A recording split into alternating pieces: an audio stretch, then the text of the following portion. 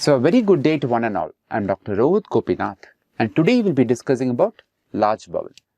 In our previous classes, if you'd remember, we had discussed about the embryology, anatomy and physiology in one class. Certain inflammatory conditions affecting the large bowel, we'd already discussed about those. Certain congenital abnormalities of the large bowel has been discussed about. And now we'll be discussing about a very important pathology which affects the large bowel, basically tumorigenesis or tumors of the large bowel. Now, so before we go on to the malignancies affecting the large bowel, let us discuss about the benign lesions which are seen in the large bowel. So very commonly, such benign lesions are usually polyps. Now, polyps basically come from the Greek word poly means many and pos means foot. So these are basically benign lesions which extend into the lumen of the bowel away from the lining epithelium or from the mucosal surface. It can be classified as either inflammatory, hyperplastic, hematomatous, neoplastic or others. So the commonest polyps that we encounter or the polyps that we are going to discuss in our particular class will be basically hyperplastic polyps, hematomatous polyps, neoplastic polyps and inflammatory polyps. So juvenile polyps are the most common type of polyps seen in infants and children. They are known to precipitate an intussusception wherein it acts as a lead point, bringing about the movement of one segment of bowel into another, which is what is intussusception, or it can prolapse out and present as a mass descending per rectum.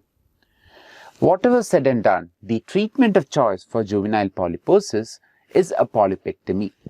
Usually they are solitary in nature and hence, especially solitary in nature, hence a polypectomy will be a single time affair. And since they are not pre-malignant, you find that as for a further surveillance of such children, it may not usually be required. Okay, this is a reason why histopathology of a polyp plays a very important role. Because like I said, a diagnosis of a juvenile polyp on histopathology will virtually rule out the possibility of any associated malignancy. Now, there are other types of polyps like hyperplastic polyps, wherein you have a hyperplasia of the normal mucosal epithelium or mucosal lining of the large bowel, and they are most commonly seen in adults.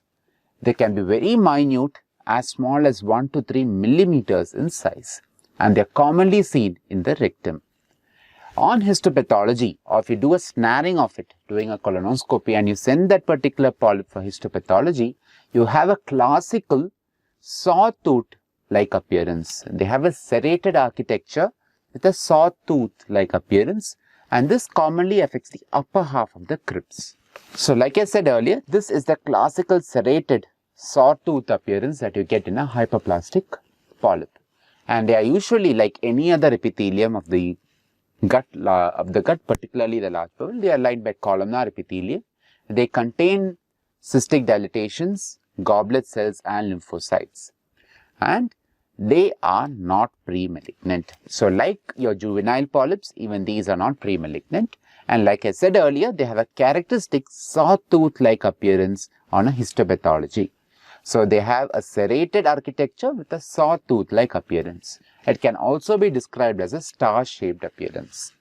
Peutz-Jeghers polyp. Now, Peutz-Jeghers syndrome is a terminology which is very important from a clinical as well as from an exam point of view. So, a polyp which is seen in Peutz-Jeghers syndrome is usually seen in the small bowel, but it can occur in the large bowel as well. So, these are classically multiple hematomatous polyps, as we had discussed and as we would have mentioned in the previous tabular column. These are hematomatous polyps and they are characterized by the presence of perioral melanosis. So, this melanosis typically involves the lips, the buccal mucosa, gingival labial sulcus, etc. It can also occur in the digits or on the back. Now, even though it's rare in the digits. Now, a very important point to be noted is that the perioral melanosis in a Peutz-Jeghers syndrome, wherein you have the Peutz-Jeghers polyp, will not involve the tongue. Classically, there is no tongue involvement in the perioral melanosis.